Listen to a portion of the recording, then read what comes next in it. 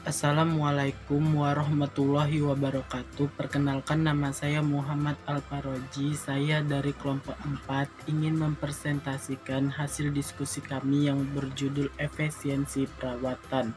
Langsung saja. Nah, tentunya teman-teman sudah tahu dong apa itu pengertian efisiensi perawatan. Efisiensi perawatan merupakan sebagian konsepsi dari semua aktivitas yang diperlukan untuk menjaga atau mempertahankan kualitas suatu mesin, agar mesin tersebut bisa berfungsi dengan baik seperti kondisi awalnya. Nah, di situ kita dapat menarik kesimpulan dari beberapa pengertian tersebut. Nah, asal teman-teman tahu, tujuan dilakukan kegiatan perawatan ada 9 item adalah sebagai berikut. 1. Mengatasi segala permasalahan yang berkenaan dengan aktivitas kerja. 2. Memperpanjang umur pengoperasian peralatan dan fasilitas tersebut. 3. Meminimasikan waktu selama proses produksi terhenti. 4.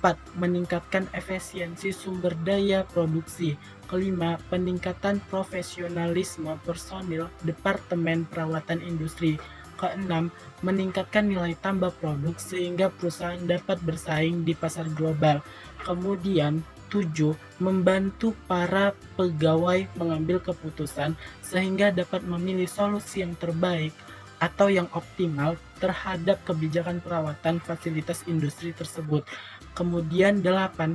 Melakukan perencanaan terhadap perawatan preventif sehingga memudahkan dalam perbaikan dan biaya yang timbul dari terhentinya proses karena permasalahan keadaan mesin. Kesembilan, mereduksi biaya perbaikan tersebut. Nah, pemahaman istilah perawatan pelaksanaan perawatan industri membutuhkan komunikasi yang sangat jelas, di antaranya konseptor dengan pelaksanaan perawatan tersebut. Di sini kita masuk slide selanjutnya yang berjudul ruang lingkup efisiensi perawatan.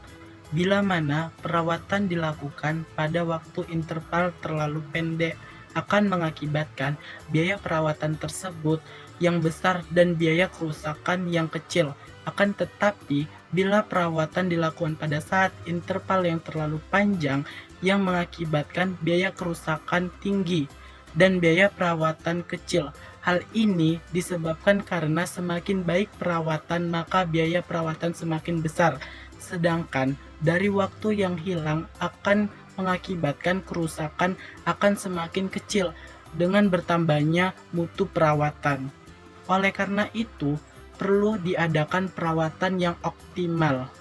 Di sini kita dapat melihat gambar efisiensi perawatan tersebut di bawah ini.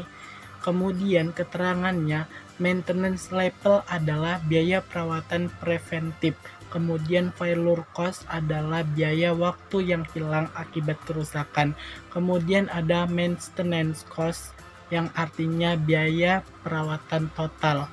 Kemudian cost biaya.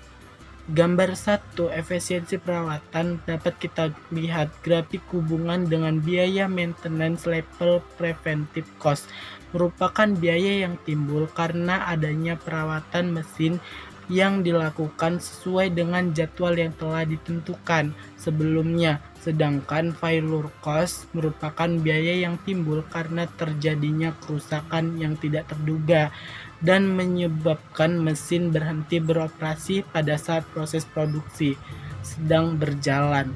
Hubungan antara biaya-biaya dinyatakan dengan efektivitas dan efisiensi penggunaan faktor produksi memegang peran penting dalam mengoptimalkan produksi tersebut. Kemudian, dengan berkaitnya titik optimal tingkat perawatan, beberapa kegiatan perawatan yang perlu kita perhatikan dalam efisiensi perawatan ada 3 aspek, yaitu pertama aspek teknis, kedua aspek tujuan, ketiga ada aspek ekonomis. Di mana satu aspek teknis. Aspek teknis merupakan dalam dunia industri, semua mesin atau tools atau alat tidak ada yang tanpa memerlukan pemeliharaan tersebut. Apabila tidak ada pemeliharaan tersebut, maka tool tersebut akan rusak dengan cepat, dengan tanpa. Kemudian yang kedua ada aspek tujuan. di mana aspek tujuan merupakan perpanjangan waktu pakai sistem karena dilakukan pemeliharaan untuk menjaga kondisi fisik atau kinerja sistem selalu dalam kondisi baik dan kemampuan produksi dapat memenuhi kebutuhan sesuai dengan rencana produksi. Kemudian, perbaikan mengembalikan kondisi sistem pada keadaan semula. Diam, hal ini berarti proses dilakukan setelah sistem mengalami penurunan kinerja. Dalam produksi, sifat pekerja main pemeliharaan yang dilakukan dengan sifat pekerja terencana atau dilakukan dengan memonitor kondisi sistem kondisi kerja tersebut dan posisi dudukan mesin yang bersifat pencegah terhadap kemiringan terjadinya kerusakan tersebut pada sistem. Yang ketiga ada aspek ekonomis, di mana aspek ekonomis ini berkaitan dengan bagaimana usaha yang dilakukan agar kegiatan dapat berjalan dengan efektif dan efisien. Pada aspek ini perlunya analisis biaya dari alternatif-alternatif yang diambil. Secara ekonomis, pemeliharaan juga membutuhkan biaya yang tidak terlalu banyak, sekitar 30-50% dari biaya operasional karena pemeliharaan sangat penting dalam proses industri ini dalam menjaga atau mempertahankan kondisi sistem atau mesin tersebut. Biaya-biaya yang perlu dibandingkan pada saat pengambilan keputusan perawatan tersebut. Kemudian, besar biaya yang dikeluarkan untuk perbaikan preventive maintenance. Kemudian ada besar biaya pemeliharaan dan perbaikan terhadap suatu peralatan dengan harga peralatan. Kemudian besar biaya pemeliharaan dan perbaikan yang dibutuhkan peralatan dengan jumlah kerugian yang akan dihadapi apabila peralatan tersebut berhenti atau rusak. Nah, di sini ada 5 kebutuhan yang harus kita penuhi agar proses perawatan bisa terlaksana secara efektif dan efisien. Yang pertama itu ada ketersediaan data mengenai mesin dan peralatan yang dimiliki oleh sebuah perusahaan tersebut. Maksudnya, data di dalam ini adalah data mengenai mesin dan peralatan, nomor, jenis atau tipe, umur dari mesin tersebut, dan tahun pembelian barang tersebut. Kemudian yang kedua, adanya perencanaan dan penjualan perawatan. Perencanaan perawatan yang dimaksud di sini yaitu penyusunan kapan dilakukan perawatan jangka panjang dan jangka pendek mengenai infeksi pelumasan tersebut atau pembersihan mengenai peralatan tersebut. Kemudian ketiga ada ketersediaan alat atau yang sering disebut dengan spare part.